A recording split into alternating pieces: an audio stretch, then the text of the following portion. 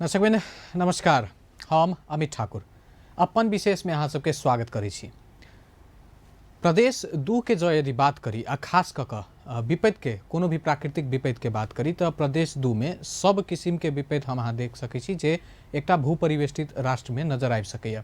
हमरा अहाँ के गर्मी में बाढ़ि के समस्या आबि जाइ छै, आगिलगी भऽ जाइ छै, ठंडा जेना एखन आब शुरुआत भऽ रहल छै तऽ 3-4 दिन से आब एक सप्ताह से कहि सकै छी जे अत्यधिक ठंड बढ़ि गेल छै। धीरे धीरे शीतलहर के कारण सेहो समस्या देखा आबि जेतै। तहिना हुरी बतास के सेहो समस्या सब अबैत रहै छै। तब विपद व्यवस्थापन हमर अहाँ के देशे के एकटा पैघ समस्या छै। ई प्रदेश दू के समस्या भेलै। एहि के बाहर जो यदि जायब तऽ भूस्खलन भऽ सकै छै या अन्य सेहो भऽ सकै छै। प्राकृतिक आपदा, मानवीय हिसाब से सेहो जे सब होइ छै ओहि के लऽ कऽ केना कऽ कऽ एहि सबके न्यूनीकरण कयल जाय, व्यवस्थापन कयल जाय, एहि के तैयारी हमर अहाँ के सरकार दिन राति करते रहै छै। एकटा खास प्राधिकरण एहि के काजे करऽ के लेल बनाओल गेल छै, एन सेहो बनाओल गेल छै, राष्ट्रीय विपद जोखिम न्यूनीकरण तथा व्यवस्थापन प्राधिकरण छै। ओ आइ प्रदेश दू के अस्थायी मुकाम जनकपुर धाम में एकटा अंतरक्रिया कार्यक्रम सेहो इएह सब विषय पर केने रहे जे केना कऽ कऽ आब 3 तरह के सरकार छै, एकरा सबके समन्वय केना कयल जाय, जोखिम न्यूनीकरण आ व्यवस्थापन केना होय। तऽ आइ हमरा सबके साथ में प्राधिकरण के कार्यकारी प्रमुख अनिल पोखरेल जी छथि, हुनका संगे बातचीत करब। पोखरेल जी, यहाँलाई स्वागत छ कार्यक्रममा। नमस्कार तपाईलाई पनि प्लस अपन टेलिभिजन हेरेर बसिरहनु भएको सबै दर्शक वृन्दहरूलाई पनि यहाँलाई पनि मेरो नमस्कार। सुरुवात तपाईहरुले यो एक हिसाबले इन्फर्मेसन दिने प्रोग्राम प्रदेशभरि गरिरहनु भएको छ। प्रदेश 2 बाट स्टार्ट गर्नुभयो, आज जनकपुरमा प्रोग्राम भयो। खासमा प्रदेश 2 बाट स्टार्ट गर्ने के सोच के अनि के गर्ने विचार ल्याउनु भएको छ यहाँ? हाम्रो अघि तपाईले भन्नुभयो जुन यो प्राधिकरण जुन स्थापना भयो ठ्याक्कै यही हप्ता अघिल्लो साल स्थापना भएको लगत्तै पछाडि कोभिडको महामारी, त्यस पछाडि हामीहरू यो बाढी पहिरो लगायतको पूर्व तयारी प्रतिकार्यहरूमा लाग्यौँ हैन।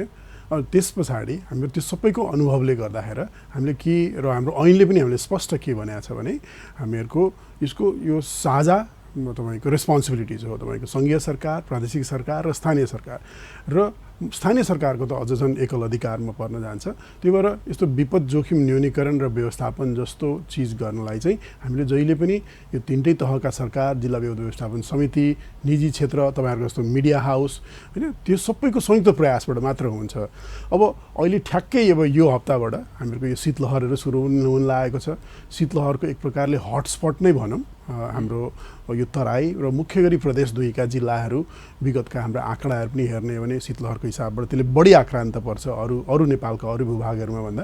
अनि त्यस कारणले गर्दाखेरि हामीले शीतलहरको लागि फोकस भएर हामीले हाम्रो गृहमन्त्रीजीको अध्यक्षतामा हामीले एउटा कार्यकारी समितिको बैठक राख्यौँ। त्यो बैठकले यसको कार्ययोजना पारित गर्यौँ, कार्ययोजना बनायौँ। त्यस पछाडि अब यसको लागि यसको पूर्व तयारीको अवस्था के छ हैन, यसलाई अझै राम्रो प्रभावकारी ढङ्गबाट कसरी प्रतिकार्य गर्ने त्यो छलफल गर्न, त्यो अन्तर्क्रिया गर्नका चाहिँ हामीले प्रदेश 2 बाट हामीले सुरुवात गरेको। आज दिउँसो तपाईँ पनि हुनुहुन्थ्यो, हामीले त्यो अन्तर्क्रिया गर्यौँ। मुख्य गरी आन्तरिक मामिला मन्त्रालय, मान्य मन्त्रीज्यू, मान्य राज्य मन्त्रीज्यूहरू र अन्य सबै मन्त्रालयका सचिवहरू र अन्य यसका सरकारवालाहरू, मिडियाकर्मीहरूलाई पनि बोलाएर हामीले आजको यो छलफलको कार्यक्रम गरेका थियौँ। हामीले यसलाई अब मुख्य गरी प्रदेश 2 छान्नु पछाडिको मुख्य कारण भनेको मैले अघि भइहालेँ, शीतलहरको हिसाबबाट सबभन्दा बढी आक्रान्त पर्ने प्रदेश नै यही प्रदेश हो। त्यस कारणले गर्दा हामीले यहाँबाट सुरु गर्यौँ। तर शीतलहरमा मात्र त्यसमा मात्र हामीले छलफल गरेनौँ, त्यो लगायत अन्य थुप्रै अरू विपदहरूको कुराहरूमा पनि हामीले छलफल गऱ्यौँ। त्यसको पूर्व तयारी कसरी गर्न सकिन्छ, विगतका अनुभवहरू के भए, संघीय सरकार, प्रादेशिक सरकार, स्थानीय सरकार, जिल्ला विपद व्यवस्थापन समितिसँग संयुक्त रूपमा कस्तो कुराहरूमा हामी सहकार्य गर्न सकिन्छ, उहाँहरूले हामीहरूप्रति राख्नुभएको, संघीय सरकारप्रति राख्नुभएको उहाँहरूको अपेक्षा के हो, संघीय सरकारले प्रादेशिक सरकारसँग राख्ने अपेक्षाहरू के हो भन्ने यावत कुराहरूमा आज छलफल रह्यो। विपदको थुप्रै पाटोहरू छन्, त्यसतिर आउँला। तर अहिलेलाई अब चाहिँ अहिलेको मौसम हेर्दा शीतलहरमा डेडिकेटेड भएर एकछिन कुरा गरौँ। शीतलहरको हिसाबले प्रदेश 2 लगायत अन्य तराई मधेसका जिल्लाहरूमा प्राधिकरणले अहिले के प्रोग्रामहरू ल्याउने वा कसरी व्यवस्थापन गर्ने के योजना रहेको छ त? अब यसमा मुख्य गरी हेर्ने हो भने अब नेपालमा यो गएको 9 वर्षको आँकडालाई हामीले फर्केर हेरौँ भने हेऱ्यौँ भने के देखिन्छ भने झन्डै तपाईँको अलमोस्ट 99% डेथ मानवीय क्षति चाहिँ तपाईँको प्रदेश 2 मै भएको हामीले पाएको छौँ होइन। अब दुईटा मृत्यु बाहेक होइन झन्डै सबैजसो मृत्युहरू चाहिँ प्रदेश 2 कै 8वटा जिल्लामा छन्। अब सबै आजसम्मको यो 9 वर्षको आँकडालाई हेर्ने भने 116 जनाको मृत्यु भएकोमा 114 जनाको मृत्यु त हाम्रो प्रदेश 2 का 8वटा जिल्लाहरूमा भएको छ। यसले ठुलो यो कसरी एक्सनमा कसरी जाने त भन्ने कुरामा हामीलाई त्यसले हामीलाई देखायो त्यो आँकडाहरूले। अब त्यो हिसाबले गर्ने हो भने अब यो 114वटा जुन मृत्यु भयो त्यो पनि कुन जिल्लामा बढिरहेछ त यो 8वटा जिल्लामा भन्ने कुराहरूको हाम्रो यसको विश्लेषणहरूको कामहरू हामीले गऱ्यौँ। त्यसले के देखायो भने हामीलाई रौतहट जस्तो जिल्लामा चाहिँ सबभन्दा धेरै मानवीय क्षतिहरू हुँदो रहेछ। बाढीले पनि सबभन्दा धेरै आक्रान्त पार्ने जिल्ला रौतहट जस्तो जिल्लाहरू भयो भने शीतलहरको कारणले गर्दाखेरि पनि तपाईँको रौतहटमै सबभन्दा बढी क्षतिहरू भएको छ। सप्तरी सिराहा लगायत अरू जिल्लाहरूमा पनि छ, तर रौतहट निकै माथि पर्दो रहेछ। यो विश्लेषण हामीले सुरुवातमा सुरु गऱ्यौँ। आन्तरिक मामिला मन्त्रालयका सबै सचिवज्यूहरूलाई पनि हामीले बोलाएर काठमाडौँमा हामीले गएको हप्ता पनि हामीले छलफल पनि गऱ्यौँ। त्यसले अरू जिल्लाहरूमा पनि यही बेलामा यो जुन जाडोको मौसममा चाहिँ तपाईँको शीतलहर सँगसँगै पहाडी हिमाली जिल्लाहरूमा चाहिँ हिउँ पनि पर्छ, स्नो स्टर्महरू हुन्छ, ठुल्ठुलो एभलान्चेसहरू पनि आउँछन्। अहिले यो वर्ष त पर्यटकहरू थोरै छौँ होइन, यो ट्रेकिङ गर्ने हाइकिङ गर्ने त्यो व्यवसायहरू अहिले धराशायी भएछ। त्यतापट्टिको विपदहरू के छ भन्ने खालको छलफलहरू गऱ्यौँ। त्यो छलफल गर्दाखेरि चाहिँ हामीहरूले यो जुन विश्लेषण हामीले प्रस्तुत गऱ्यौँ, विश्लेषण प्रस्तुत गर्दाखेरि 114 जनाको मानवीय क्षति गएको 9 वर्षमा यहाँ भयो। 2 जनाको मात्र यो प्रदेशभन्दा बाहिर भने पछाडि हामीहरूले हाम्रो पहिलो प्राथमिकतामा हामीहरूले प्रदेश 2 मा हामीहरू यहाँ आउँ, यो अन्तर्क्रियाहरू गऱ्यौँ, उहाँहरूको छलफलहरूबाट हामीहरू अगाडि कार्यक्रमहरू बढाउँ भन्ने हिसाबबाट अनि त्यसरी लाग्यो। अब मुख्य गरी यसको क्षति हेर्ने हो भने यसले निश्चय पनि हामीलाई के चिज देखाउँछ रौतहटकै कुरालाई हामीले गर्ने हो भने जहाँ चाहिँ ह्युमन डेभलपमेन्ट इन्डेक्स होइन, जहाँ गरिबी ज्यादा छ होइन, जसले राम्रो पोषणयुक्त खानेकुराहरू पाएको छैनन्, जहाँ अज्ञानता छ, जहाँ नलेज कम छ भनेपछि यो नलेज होइन अनि तपाईँको गरिबीसँग यो एकदमै जोडिएको छ। भनेपछि त्यस्तो खालको ठाउँहरूमा हामीले कसरी हामीहरूको प्रदेश सरकारसँग मिलेर जिल्ला विपद व्यवस्थापन समितिहरू छ र त्यहाँको सम्बन्ध स्थानीय सरकारसँग मिलेर हामीले कसरी यो क्षतिहरू हुन नदिनको लागि हामीले के गर्न सकिन्छ भन्ने कुराहरू अन्तर्क्रिया गऱ्यौँ।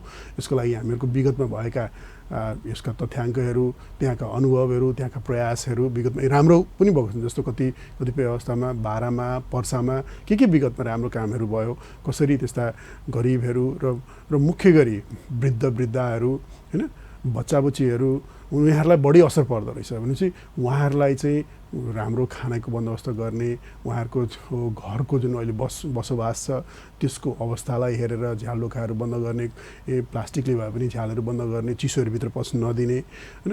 र त्यो सँगसँगै न्यानो कपडा उपलब्ध पनि नहुन पनि सक्छ होइन। त्यो कपडाहरू ज्याकेट सानो ज्याकेटहरूको उपलब्धहरू गर्न सकियो भने, कम्बलहरूको व्यवस्था गर्न सकियो भने र त्यो सँगसँगै कतिपय अवस्थामा चाहिँ घुर तापेर हुन सक्ला अथवा हामीहरूको आगोहरू बालेर त्यसको न्यानोपनले गर्दाखेरि मान्छेहरूलाई यस्तो बिरामी हुन दिन र यसरी मानवीय क्षति हुन दिनलाई हामीले कम गर्न सक्ने रहेछौँ।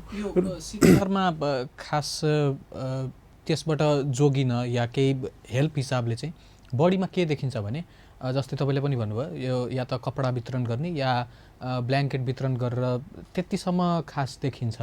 तर गर्नुपर्ने भन्ने कुरा यहाँले पनि उठाउनु भएको थियो कि खासमा चाहिँ गरिबी निवारण अथवा खानपिन यताबाट पनि टार्गेट गर्नुपर्छ। त्यसका लागि चाहिँ अब प्राधिकरणको तर्फबाट के गर्न मिल्छ होला र त्यसभन्दा पनि जुन ठुलो निकाय छ अब प्रदेश सरकार भयो, स्थानीय सरकार भयो, यिनीहरूले के गर्न सक्छन् होला त? मुख्य गरी यो चिज भनेको स्थानीय सरकार नै सबैभन्दा फ्रन्ट लाइनमा हुनुहुन्छ होइन।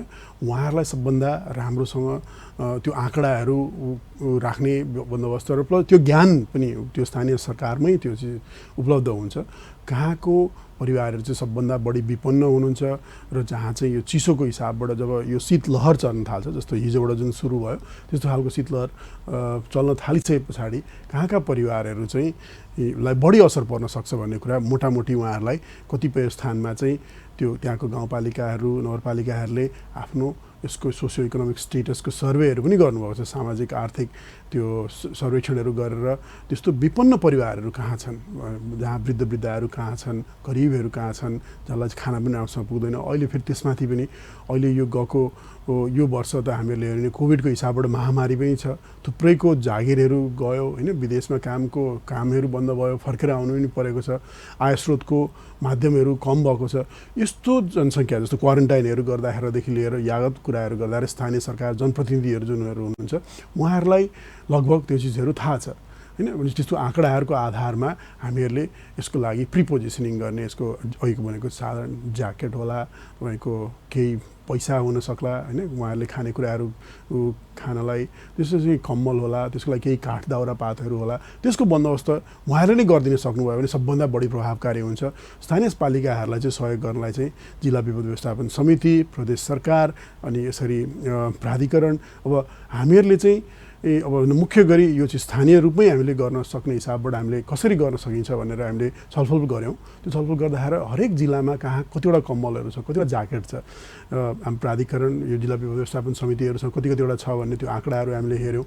त्यो जहाँ जहाँ कम छ, जहाँ चाहिँ पोहोर साल पनि बाँडियो, पर साल बाँडिएको त्यसको स्टकहरू कम भएको ठाउँमा चाहिँ हामीहरूले काठमाडौँबाटै हाम्रो जुन नेसनल जुन स्टक छ ह्युमेनिटेरियन स्टेजिङ एरिया भएको, त्यसबाट हामीले कुन कुन जिल्लामा कति पठाउनु पर्ने रहेछ, त्यो सँगसँगै नेपाल रेड क्रस लगायत अन्य थुप्रै सङ्घ संस्थाहरूले पनि यस्तो विपदको लागि पूर्व तयारी प्रतिकारी योजनामा काम गर्नुहुन्छ, थुप्रै सङ्घ संस्थाहरू हुनुहुन्छ, उहाँहरूलाई पनि हामीहरूले भन्यौँ र उहाँहरूको पनि कति स्टक रहेछ। जस्तो नेपाल रेड क्रसले हरेक यो 8वटा जिल्लामा, कुनै जिल्लामा 1100, कुनै ठाउँमा 1400, कुनै ठाउँमा 1700 यतिवटा कम्बल रहेछ भन्ने कुरा उहाँहरूले त्यो तथ्याङ्क पनि उहाँहरूले सेयर गर्नुभयो त्यो मिटिङबाट। हामीले आज अघि दिउँसो तपाईँले पनि देखिहाल्नुभयो, अनि त्यो तथ्याङ्कहरू पनि प्रदेश सरकारसँग हामीले बसेर यसरी रेड क्रसले हामीलाई त्यो तथ्याङ्कहरू दिनुभयो भने हामीले त्यो राख्यौँ। अब त्यो हिसाबबाट हामीलाई चाहेको बखतमा जहाँ हामीले त्यो तुरुन्तै हामीले मोबिलाइज गर्न सक्ने हिसाबबाट हामीले त्यसरी पूर्व तयारी गरेका छौँ। यसले नपुग्न पनि सक्ला, त्यसको लागि अरू थप पैसाको जोहोहरू गर्ने, त्यसै गरी हामीले केन्द्रीय यो विपद व्यवस्थापन कोषबाट हामीले हरेक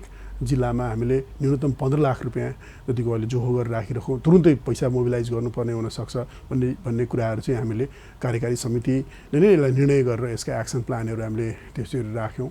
अब यो सँगसँगै अब यो शीतलहर सँगसँगै यही बेलामा अब हामीले घुर ताप्ने योहरू गर्दाखेरि आगलागी हुने डर पनि हुन्छ फेरि यही बेलामा।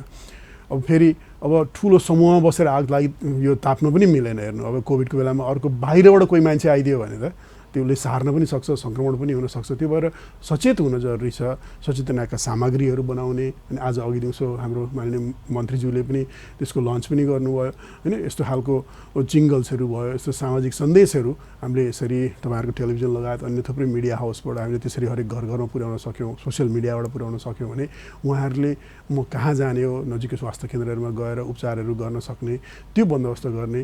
त्यस्तै पऱ्यो भने प्रहरी, सेक्युरिटीको एजेन्सीहरू, भोलिन्टियरहरू लगाएर उहाँहरूलाई तुरुन्तै हस्पिटलमा पुर्याउने बन्दोबस्त लगाउने गरेका यावत कुराहरूको हामीले यसलाई कार्ययोजनामा राखेका छौँ र यसलाई हामीले संयुक्त रूपमा हामीले अगाडि लिएर जान्छौँ।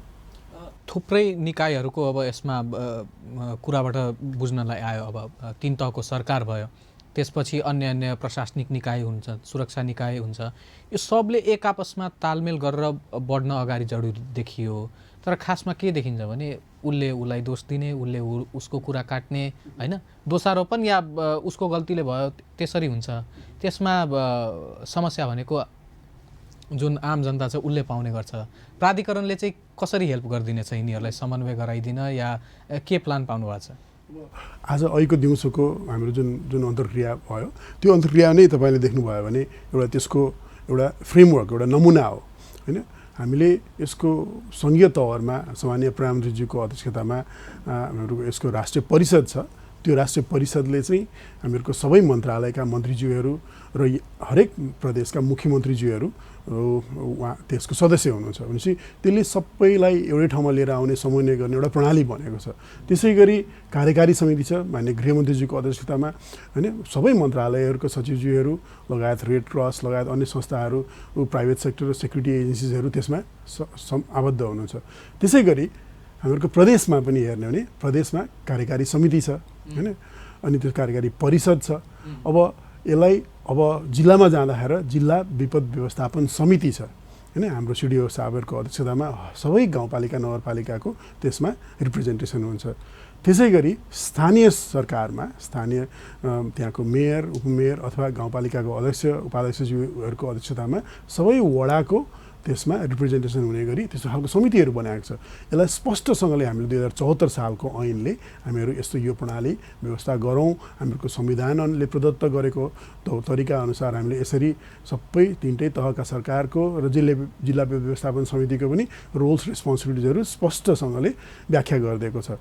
अब हाम्रो यसलाई कोअर्डिनेट गर्ने जुन अघि तपाईँले जुन प्रश्न उठाउनु भयो, जुन समस्या छ भनेको यो कोअर्डिनेट गर्ने जिम्मा भनेको त्यो तत्तत स्थानीय विपद व्यवस्थापन समिति, जिल्लाको व्यवस्थापन समिति, प्रदेशको व्यवस्थापन समिति, कार्यकारी समिति, यो राष्ट्रिय तहदेखि तल्लो स्थानीय तहसम्म पनि यो व्यवस्था गरिएको छ। अब हामीहरूको एउटा हामीले अझै हामीले गर्नुपर्ने काम चाहिँ के पनि हुनसक्छ भने कतिपय स्थानहरूमा स्थानीय पालिकाहरूमा यो विपद व्यवस्थापन समिति गठन नगरेको भए पनि नगरेको अवस्था पनि हुनसक्ला। एउटा दुईवटा कुनै अपवादहरू धेरै जसोमा बनाइसक्नु भएको छ। यसमा स्पष्ट कसको रोल्स रेस्पोन्सिबिलिटीहरू के छ, यो व्यवस्थापन समितिले नै यो सबै स्टेक होल्डर्सहरूलाई लिएर आउने, यो उहाँहरूको कुराहरू सबैसँग सुन्ने, विगतका प्रयासहरूको अनुभवहरूमा केलाएर विश्लेषण गरेर आगामी दिनहरू जानुपर्ने, यो समितिहरूले नै यसको कोअर्डिनेसन गर्ने जिम्मेवारी चाहिँ उहाँले त्यही समिति अन्तर्गत गर्ने व्यवस्था गरिएको छ हाम्रो ऐनले पनि।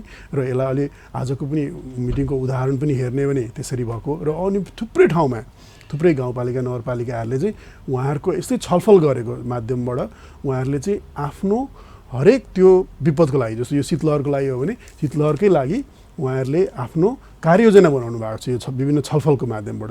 र त्यो कार्ययोजनामा कसले के गर्ने, स्वास्थ्य संस्थाको रोल के हो, हाम्रो सेक्युरिटी एजेन्सीहरूको रोल के हो, वडा कार्यालयको रोल के हो, भोलिन्टियर्सहरूको रोल के हो जस्ता कुराहरू चाहिँ उहाँले स्पष्टसँग उहाँले त्यो कार्ययोजनामा राख्नुहुन्छ र त्यसलाई कार्यान्वयनमा लिएर जानुहुन्छ।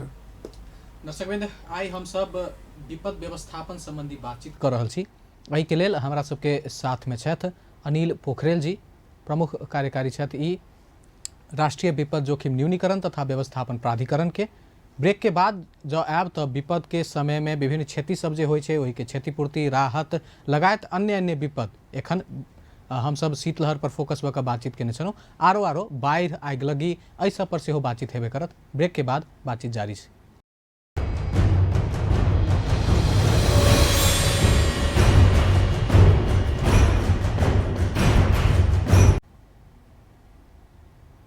व्यावसायिक विश्राम के बाद अपन विशेष में फिर से अहाँ सबके स्वागत करै छी।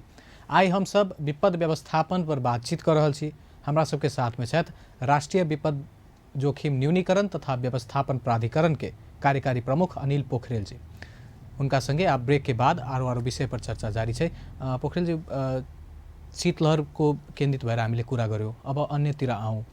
प्रदेश 2 मा खास गरेर केन्द्रित हुँदा हेर्दाखेरि हरेक वर्ष बाढी जसो आउने नै गर्छ। कुरा सुरुमा पनि हल्का आएको थियो। बाढीमा ठुलो क्षति हुने गर्छ। कुरा हरेक साल त्यही हुन्छ, बाढी आयो त्यसलाई के गर्ने कसो गर्ने, तर इफेक्टिभ चाहिँ भएन। अब खासमा आजको प्रोग्राममा पनि अन्तर्क्रियामा पनि त्यहाँ पनि कुरा आयो, चुरेसँग जोडिएर आउँछ। प्राधिकरणले चाहिँ कसरी अब अझै इफेक्टिभ पार्ने, त्यसलाई सुरुमै कम गर्ने, क्षति कम गर्न सकिन्छ कि के कसो प्लान छ? अब मुख्य गरी अब प्रदेश 2 मा हामीहरूको सबभन्दा ठुलो जनधनको क्षति लिएर आउने विपद भनेकै बाढी हो, हैन। दोस्रोमा चाहिँ हामीहरूको चट्याङ हुँदो रहेछ हेर्नुहोस्, हैन। तेस्रोमा बल्ल हामीहरूको शीतलहरहरूको कुराहरू आयो। त्यसपछि आगलागी, तपाईँको सर्पदंशहरू, सर्पको टोकाइ, त्यो सँगसँगै त्यस पछाडि चाहिँ हाम्रो अरू अन्य जनावरहरूको आतङ्कहरू, हैन, उनीहरूले आएर खाइदिने, हैन, हात्तीले मारिदिने अरू खालका कुराहरू हुन्छन्। यो सबैमध्येको सबैभन्दा ज्यादा क्षति पुर्याउने भनेको बाढी नै हो। अब बाढी नियति नै हो एक प्रकारले हो हामीहरूको यो भूभागमा। अब हाम्रो ठुल्ठुलो नदी प्रणालीहरू र ठिकैका कमला, खाँडो, लालबकेया, बागमती जस्ता नदी प्रणालीहरू पनि छन् हामीहरूकोमा। त्यो सँगसँगै ससाना नदीहरू पनि प्रणालीहरू पनि छन्। यो खहरे खालको एकदम फ्ल्यास फ्लड लिएर आउने खालको छ, हैन। अब यसले यो विगतका 9 वर्षमा हामीले फर्केर हेर्ने हो भने 156 जनाको मृत्यु भएको छ। 31 जना चाहिँ यो 8वटा जिल्लामा हामीले बेपत्ता छन्, हैन। भनेपछि सबभन्दा ठुलो क्षति नै बाढीबाट भएको छ। अब यो बाढी पानी परिसके पछाडि हामीले हरेक वर्ष बेहोर्छौँ होइन यसमा पहिले विगतका वर्षहरूमा अहिलेको आँकडाहरू हेर्ने भने एउटा ठुलो फड्को चाहिँ के मारेको छ भने हामीहरूले अर्ली वार्निङ सिस्टम भन्छ।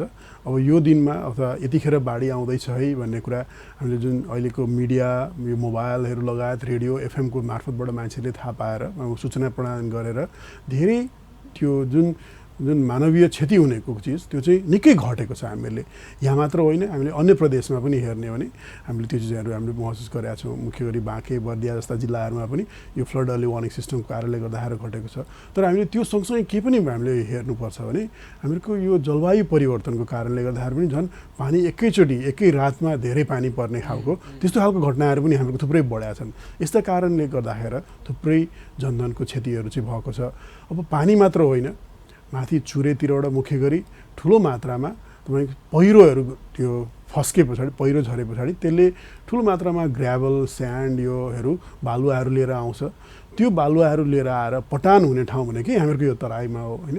त्यसले गर्दाखेरि जमिनको भूभाग चाहिँ उच्च हुँदै गएको छ होइन। त्यसले गर्दाखेरि पहिले जमिन चाहिँ अब 10 फिट 20 फिट 25 फिट जति तल गहिरो नदीमा बगिरहेको जमिनहरू चाहिँ अहिले त्यो उकास हुँदै हुँदै माथि भूस्खलनहरूको कारणले गर्दाखेरि नदीले चाहिँ ठुलो पानी पर्दाखेरि बाटो परिवर्तन गर्ने अनि समुदायमा पस्ने खेतीमा पस्ने र ठुलो मात्रामा क्षति गर्ने। पानीले मात्र होइन, कतिपय अवस्थामा त बालुवा गिट्टीहरू पटान गरेर पनि उब्जनी नहुन सक्ने खालको मानवीय क्षति नै हुने गर्ने खालको त्यो चिजहरू भएको छ।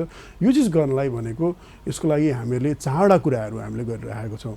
एउटा मुख्य गरी यहाँको जोखिमको ज्ञान होइन, यो रिस्क एसेसमेन्ट भन्छ। त्यो कति पानी पर्यो भने कहाँ कतिसम्म बाढीले क्षति गर्न सक्छ, त्यसको मानवीय मूल्य, त्यसको घर परिवारहरू कस्ता कस्ता हाम्रा संरचनाहरू स्कुल हस्पिटल बाटो पुल पुलेसाहरू कसरी क्षति हुन्छ, त्यसको इकोनोमिक प्राइस कहाँ हो, कतिमा कुन चाहिँ गाउँपालिकामा कुन चाहिँ वडामा बढी ज्यादा क्षति हुँदो रहेछ भन्ने कुराको त्यसको प्लानिङ गर्न जरुरी छ। र यो प्लानिङ चाहिँ हाम्रो चुरेदेखि नै चुरे मध्यभागदेखि हुँदै हामीहरूको तल भारतीय सीमावर्ती क्षेत्रसम्ममा हामीले गर्न जरुरी छ।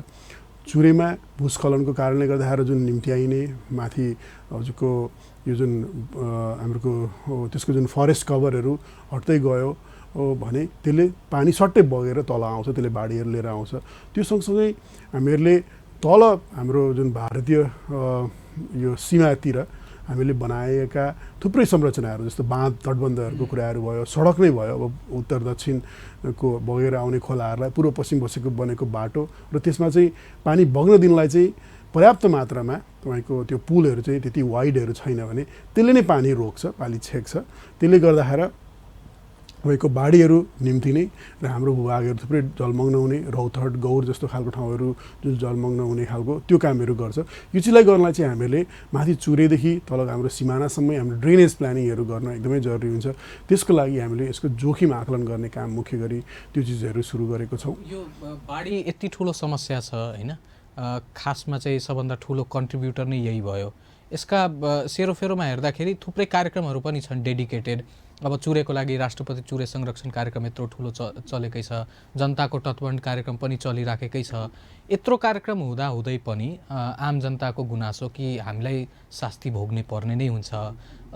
कति समयमा तपाईँ हेर्नुहुन्छ कि मानवीय क्षति त जे होस् कम गरौँला, जुन आर्थिक क्षति जुन हुने गर्छ, चाहे त्यो बालीको होस् या सडकको हुनसक्छ, घरको हुनसक्छ, कति सालमा हामीले बिस्तारै कम हेर्ने जाने सम्भावना छ? अब यसलाई चाहिँ अरू मुलुकहरूको अनुभवहरूलाई हेर्ने भने 4-5 सालमा यस्तो सब्सटेन्सियली हामीहरूको एकदम बुझ्न सकिने गरी हामीले त्यसका क्षतिहरूलाई हामीले कम गर्ने उदाहरणहरू छन्। जस्तो भारतको ओडिसा नै हेरौँ, बङ्गलादेशमा हेरौँ, उनीहरूले 5-10 वर्षमा ठुलो फड्को मारेका छन्।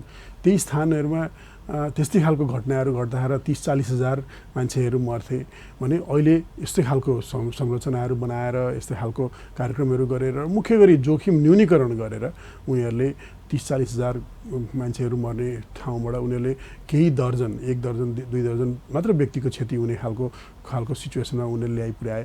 उनीहरूको अनुभव र हाम्रो ज्ञान सिप यहीँको अनुभवहरूले पनि हामीले लगभग 5 वर्षमा चाहिँ हामीले यसलाई स्वाट्ट तल घटाउन सकिन्छ। यसको लागि अघि भनेको जस्तै यो तिनटै तहका सरकारहरूले एकदमै यसको प्रभावकारी ढङ्गबाट संयुक्त रूपमा समन्वय र सहकार्य गरेर कार्य गर्यो भने निश्चय पनि गर्न सकिन्छ। अब त्यो भन्दा भन्दै थुप्रै प्रवृत्तिहरू चाहिँ कसरी हुन्छ, खोलामै गएर घर बनाउने होइन, खोलाको जमिनहरूलाई त्यसलाई कब्जा गर्ने, त्यस्तो खालको प्रवृत्तिहरू पनि बढ्छ। पपुलेसन प्रेसर पनि एकदमै धेरै छ, जग्गा जमिनको मूल्य पनि एकदमै धेरै बढिरहेछ। त्यस्तो चिजलाई निरुत्साहित गर्दै यसका नीति नियमहरू बनाउँदै र यो तिनटै तहका सरकार, यो हाम्रो प्राइभेट सेक्टर, एनजिओज, आइएनजिओज, मिडिया लगायत सबैजना मिलेर हामीले संयुक्त रूपमा गऱ्यो भने 4 देखि 5 वर्षमा निश्चय पनि यसलाई घटाउन सकिन्छ। एउटा अर्को गुनासो पनि के आउने गर्छ कि समस्या आइपर्यो हामीलाई, सरकारले गर्नलाई चाहिँ काम गर्छ वा विभिन्न निकायले काम चाहिँ गर्छ, राहतको भनौँ या पुनर्स्थापनाको भनौँ, विपद पछिको जुन गर्नुपर्ने हो गर्नलाई गर्छ, तर एकदम सुस्त हिसाबले अगाडि बढ्छ, ढिला भयो। खासमा कहाँ समस्या हुन्छ? अब मुख्य गरी यो जुन रेस्पोन्स, जुन प्रतिकार्य हुन्छ, त्यो प्रतिकार्य जुन घटना घट्नुभन्दा अगाडि नै हामीले पूर्व तयारी गरेन भने निश्चय पनि ढिलो हुन्छ। हामीले जति पूर्व तयारीहरू गऱ्यौँ त्यो छिटो हुन जान्छ। हामीले अब कम्मलको अघि कुरा गऱ्यौँ अथवा हामीले जुन रेस्क्यु गर्न जाने डुङ्गाहरू चाहियो होइन, हामीहरूको अरू लाइफ भेस्टहरू चाहियो, त्यो चिज चाहिँ हामीहरूले स्थानीय तवरमै राख्यौँ। हामीले प्रदेशको ठुलो यसको वेयर हाउसहरू बनायौँ भने यहाँबाट तुरुन्तै मोबिलाइज गर्न सजिलो भयो। रौतडमा भएको रबर बोट डुङ्गाले सर्लाहीमा सहयोग पुग्यो होइन, उता बारवटा छ, यता 4वटा छ भने अझै ठुलो बाढी यता आयो भने त्यहाँबाट हामीले मागेर पनि चलाउन सक्छौँ। भनेपछि जहाँ बढी उच्च जोखिम छ, बाढीको जोखिम अथवा तपाईँको शीतलहरको जोखिम, त्यही यो सामग्रीहरू हामीले तयार पार्यौँ भने हामीहरूले त्यो चिजलाई छिट्टै मोबिलाइज गर्न सक्छौँ। एउटा दोस्रो कुरो भनेको हामीले जुन पूर्व तयारी प्रतिकार्य योजनाहरू बनाउने, शीतलहरको लागि के गर्ने, सर्पदंशको लागि के गर्ने, आगलागीको के गर्ने होइन, त्यो चिजहरूको पूर्व तयारी गरेर त्यसको कार्यान्वयनमा हामीहरू गयौँ भने हाम्रो यो रेस्पोन्स टाइमलाई हामीले घटाउन सक्छौँ। हामी 1.5 घन्टामा हामी त्यहाँ पुगेर राहत बाँड्न सक्ने अथवा हामीले रेस्क्यु गर्न सक्थ्यौँ भने अब अहिले 15 मिनटमा लिएर आउन सकिन्छ होला। हाम्रो मोबाइल कम्युनिकेसन्सको चिजहरूलाई अझै इफेक्टिभली युज गर्न सकिन्छ होला। हामीले भोलिन्टियर्सहरूलाई ट्रेन गऱ्यौँ, हरेक वडामा हरेक टोलमा हामीले गऱ्यौँ भने हाम्रो प्रहरी, हाम्रो नेपाली सेना, सशस्त्र प्रहरीहरू पुग्नुभन्दा अगाडि तपाईँ हाम्रो जस्तो युथ मान्छेहरू गएर तुरुन्तै रेस्पोन्स गर्दै गर्ने खालको त्यो खालको व्यवस्था पनि हामीहरू गर्दैछौँ। यसलाई कसरी हिजो 15 मिनट लाग्थ्यो त्यसलाई 5 मिनटमा झार्न सकिन्छ होला, हिजो 1.5 घन्टा लाग्थ्यो त्यसलाई 15 मिनटमा लिएर आउन सकिन्छ। यसरी त्यसलाई रिहर्सल गर्दै ड्रिल गर्ने भन्ने हुन्छ, सिमुलेसन भन्ने हुन्छ, कृत्रिम अभ्यास गर्ने हुन्छ। त्यसरी गरेर हामीले यसको समयलाई हामीले छुट्याउनु पर्ने र यसको प्रभावकारिता हामीले बढाउनु पर्ने हुन्छ। खासमा ट्रेन्ड जनशक्ति भनौँ या इन्स्टिट्युसनको संस्थाहरूको पनि अभाव भयो, ठाउँ ठाउँमा पुगेन, कर्मचारीको पनि अभाव भयो, यो कुराहरू पनि सुन्ने आउने गर्छ। आम जनतालाई पनि थाहा हुँदैन कहाँ पुग्नु पर्यो, के गर्नु पर्यो। यसमा कतिको थप्नु पर्ने या बढाउनु पर्ने के आवश्यकता हेर्नुहुन्छ तपाईँ? नितान्त पनि हो होइन, हामीहरूले आजको छलफल र हामीले नेपालमा अरू अन्य ठाउँहरूमा पनि गरेको छलफलबाट हामीले के पाएको छौँ भने यसको लागि ज्ञान सिप क्षमताहरू हामीले स्थानीय तवरमै हामीले यसलाई बनाउनु पर्ने हुन्छ। अहिले जननिर्वाचित प्रतिनिधिहरू हुनुहुन्छ, त्यहाँ काम गर्ने नगरपालिका गाउँपालिकाको स्टाफहरू हुनुहुन्छ, वडा कार्यालय हुनुहुन्छ, त्यहाँ हामीले यो ट्रेनिङ पुर्याउनु जरुरी छ। र प्राधिकरण मुख्य गरी हरेक 753वटै स्थानीय सरकारहरूलाई यसको सिप क्षमता अगाडि बढाउनको लागि यसको तालिमको कार्यक्रमहरू, यसको तालिमको स्ट्यान्डर्ड गाइडलाइनहरू हामी बनाएर हामीले उहाँहरूलाई ट्रेनिङ गर्ने, जोखिम न्यूनीकरण गर्ने र यो पूर्व तयारी र प्रतिकार्य गर्नलाई पनि, रेस्पोन्स गर्नलाई पनि लगायत यी 4वटा कुराहरूको लागि हामीले तालिमहरू हामीले अर्गनाइज गर्नेछौँ। हामीले यही वर्षबाट हामीले सुरु गर्दैछौँ। यसरी हामीले गरेर हामीले स्थानीय तवरमै हामीले यो सिप क्षमता हामीले गर्न सक्यौँ भने हामीहरू यो प्रभावकारी हुन सक्छौँ भन्ने हामीलाई लागेको छ। एकदम अन्त्यमा छौँ, केही छोटो छोटो कुराहरू पनि इम्पोर्टेन्ट ल्याउँ। 2072 सालको भूकम्प जस्तो ठुलो घटना हामीसँग घटिसक्यो, धेरै जनधनको क्षति भयो। त्यसपछि प्रदेश 2 को कुरा गर्दा बाढी आउने गर्छ। त्यसपछि केही वर्ष मात्रै अघि 12 मा आएको जुन हुरी बतास थियो। यस्ता घटनाहरूले अब हामी त्यसलाई ओभरकम गऱ्यौँ होइन, त्यसलाई पनि झेल्यौँ हामीले। के सिक्न मिल्यो र प्राधिकरणले अब त्यस्ता घटनाहरूबाट के लेसन लिएर अगाडि कसरी बढ्दैछ? हामीहरूको जस्तो 72 सालको भुइँचालो सायद त्यसकै अनुभवले हामीलाई के सिकायो भने यस्तो खालका ठुलो विपदहरू आउन सक्ने रहेछ। यो चिज एक्लै गरेर एउटा कुनै मन्त्रालयले मात्र गर्न सक्दैन रहेछ। सबै मन्त्रालय, सङ्घीय संरचना, प्रादेशिक संरचना र स्थानीय तहसम्मै यसलाई कोअर्डिनेट गरेर लिएर जानुपर्ने रहेछ। यसैको लागि फुल टाइम काम गर्ने इन्स्टिट्युसन चाहिँदो रहेछ। सिँचाइले एउटा बाढी मात्र हेर्ने होला होइन, अब शीतलहर हेर्ने इन्स्टिट्युसन हामीसँग थिएन होला। यो चिजलाई संयोजन गर्ने नै प्राधिकरण चाहिने रहेछ भन्ने कुराको सबभन्दा ठुलो अनुभूति भयो। यसले सिकायो हामीहरूलाई। यो सँगसँगै विदेशमा अरू मुलुकहरूमा पनि यो घटनाहरूले गर्दा हामीलाई सिकायो। त्यो सिकाइको कारणले गर्दाखेरि यो प्राधिकरण स्थापना भएको, हामी स्थापना भएको 1 वर्ष मात्र भएको छ। अब तर यही वर्षको जुन बाढी, पहिरो लगायत अन्य विपदहरूको अनुभव र हामीहरूले जुन गएका 20-30 वर्षमा जुन हामीले सिक्यौँ, त्यो सिकाइको अनुभवले हामीले कसरी हामीले तिनटै तहका सरकारहरूसँग मिलेर, यसरी मिडिया लगायत अरू प्राइभेट सेक्टरसँग मिलेर हामीले कसरी यसलाई प्रभावकारी बनाउन सकिन्छौँ भनेर हामीहरूले सहकार्य गर्ने र यसलाई हरेक वर्ष यसलाई मोनिटर गरेर हामीलाई हरेक वर्ष हामीले सिक्दै हामीले यसलाई अझै इम्प्रुभ गर्दै लिएर जानुपर्ने, हामी त्यो पाथमा हामी लागेका छौँ अहिले। प्रदेश सरकार र स्थानीय तहहरूको रोलको बारेमा धेरै भन्नुभयो, तपाईँले भनिसक्नुभयो। आम जनताले चाहिँ खासमा के गर्नुपर्ने हुन्छ? अब अहिले त शीतलहर भयो, त्यही पनि समग्र वर्षौभरि बच्नलाई उहाँहरूले के गर्न सक्नुहुन्छ? कुन कुन निकायमा उहाँहरूले गएर हेल्प माग्न सक्नुहुन्छ? तपाईँको के मेसेज हुनेछ? हामीले हरेक व्यक्तिगत तवरमा, हामीले घरको तवरमै चासो राख्न एकदमै जरुरी छ, चनाखो हुन जरुरी छ।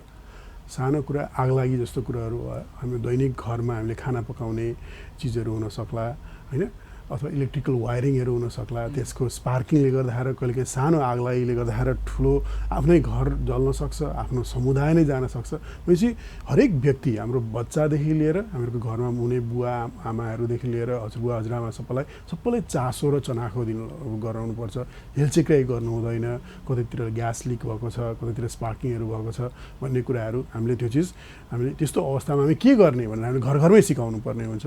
भुइँचालो आयो भने पनि हाम्रो यो घरबाट अथवा यस्तो अफिसबाट हामी निक्लेर कहाँ भेला हुने, कस्ता खालका सामग्रीहरू छ जो हाम्रो टाउकोमा झर्न सक्छन्, हामी त्यस्तो अवस्थामा के गर्ने, यहीँ अहिले आग लागि भयो भने हामी के गर्ने, त्यस्ता खालका ड्रिलहरू हामीले यो गाउँपालिका तहरमा मात्र होइन कि यसलाई हरेक अफिसमा, हरेक स्कुलमा, हरेक स्वास्थ्य चौकीमा आफ्नो आफ्नो अफिसहरूमा हामीले गर्न जरुरी छ। भनेपछि यस्तो कुराहरू भइसके पछाडि हामीले तुरुन्तै यसलाई चाहिने सरसामग्रीहरू, डोरी चाहिन सक्ला, बाढीको खण्डमा हामीलाई ढुङ्गाहरू चाहिन सक्ला होइन, हामीहरूको अब लाइसेन्सहरू होला, हाम्रो कागजातहरू होला, पैसाहरू हामी त्यसलाई कहाँ राख्ने, के गर्ने, हामीहरूको नजिकैको प्रहरीको, नजिकैको अस्पतालको फोन नम्बरहरू चाहिएला। बाढी कहिले आउँदैछ भने चाहिँ कुन फोन नम्बरमा फोन गर्यो भने अथवा कुन चाहिँ वेबसाइट अथवा कुन चाहिँ एपमा हेऱ्यो भने थाहा हुन्छ भन्ने कुराहरू चाहिँ यावत कुराहरूमा हामीले चासो राख्यौँ, चनाखो भयौँ र त्यसको बारेमा हामीले जानकारी लिइराख्यौँ भने हामीलाई भोलि बच्नलाई सजिलो हुन्छ। हामीले कतिमा फोन गर्ने आग लाग्यो भने त्यस पछाडि फोन नम्बर खोज्ने होइन कि हामी तुरुन्तै अहिले त्यसको ड्रिल गऱ्यौँ, त्यसको सिमुलेसन्सहरू गऱ्यौँ, कृत्रिम अभ्यासहरू गऱ्यौँ भने हामीहरूले निश्चय पनि हामीहरूले त्यो घटनाहरूलाई बचाउन, हामीले त्यसबाट हुने क्षतिहरूलाई हामीले कम गर्न सक्छौँ। घरबाटै सुरुवात गरौँ, हामीहरूको आफ्नो अफिसबाट सुरुवात गऱ्यौँ भने मात्र यो जोखिमलाई फैलिनबाट र त्यसले हुने जनधनलाई हामीले क्षतिलाई कम गर्न सक्छौँ। धेरै धेरै धन्यवाद यहाँलाई आएर समय दिनुभयो, कुरा गर्नुभयो त्यसको लागि। हस्, अपन टिभी र अमितजी तपाईँलाई पनि धेरै धेरै धन्यवाद। दर्शकवृन्द, आइ के अपन विशेष के हमर सबके समय एते समाप्त होते छै। समय में जते संभव भेले ओते बातचीत हम सबके केबे केनौ। आइ के अतिथि हमर सबके छला अनिल पोखरेल जी, राष्ट्रीय विपद जोखिम न्यूनीकरण तथा व्यवस्थापन प्राधिकरण के कार्यकारी प्रमुख। आइ हम सब विपद पर केंद्रित भऽ बातचीत केने छलौं। एखन के लेल हमरा सबके समय एतै रहल अछि। संपूर्ण यूनिट के तरफ से हम अमित ठाकुर विदा मांगे छी। अपन टेलीविजन देखैत रही। धन्यवाद, नमस्कार।